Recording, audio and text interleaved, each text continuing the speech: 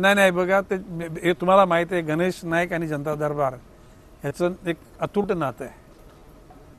माझ्या मंत्रिपदाच्या कारकिर्दीमध्ये शिकड्यांनी जनता दरबार झालेत.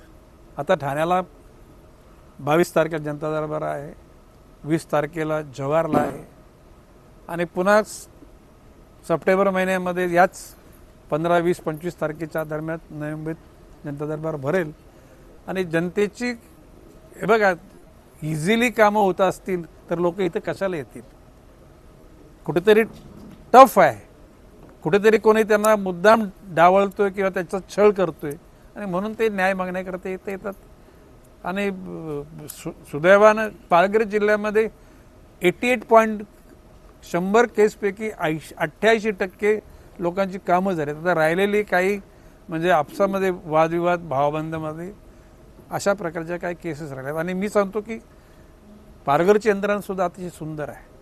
आता नवी मुंबईमध्ये सुद्धा